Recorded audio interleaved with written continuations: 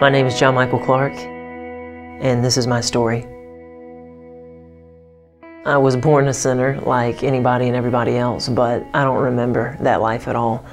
I was raised in a home where everything was focused on the Lord, and my parents loved God. I remember even as a little boy waking up on Saturday mornings, and I distinctly remember opening the bedroom door and coming into the hallway and looking down the hall and seeing my dad dancing in the living room, praising God, praying in tongues.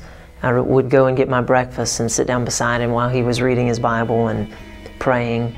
And so that was really the childhood that I experienced. I was just basked and surrounded by God's goodness, and I got saved at an early age.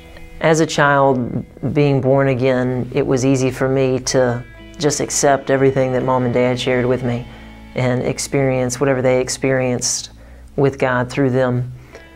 And I grew up with that without ever really knowing God personally and intimately. I don't know that He was mine, that I experienced real closeness with Him. So whenever I came into high school, things began to change in my relationship with my parents and with God. My parents got a divorce, and from there I had a lot of opportunity and a lot of freedom to make my own decisions and to do what I wanted to do.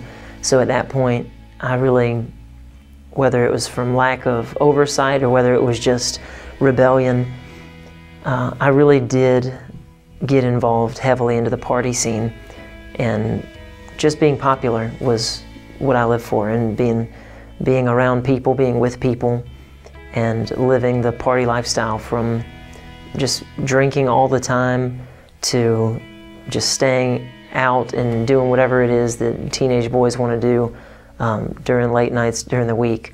And that was my lifestyle for a while, and Natalie and I were dating through that process. She was never involved in any of the garbage that I was, but I remember distinctly being very happy with the circumstances that I was experiencing in the world and with other people, but I knew in my heart that I had walked away from God.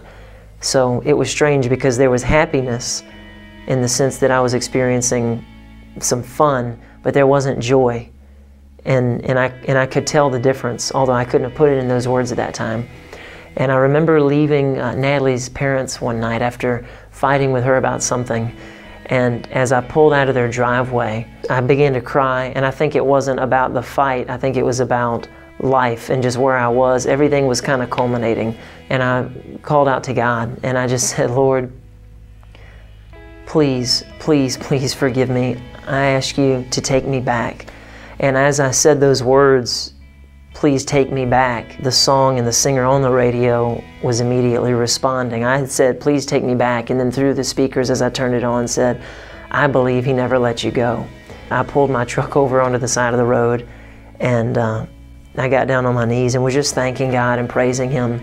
And from that moment, everything began to change. I didn't immediately walk out of the whole culture that I was a part of. I did it slowly. Unfortunately, I didn't just do a clean break. I began to wean myself from those activities, from the parties, from that culture. But when I got filled with the Holy Spirit, that began to change in another profound way. I got filled with the Holy Spirit not long after rededicating my life.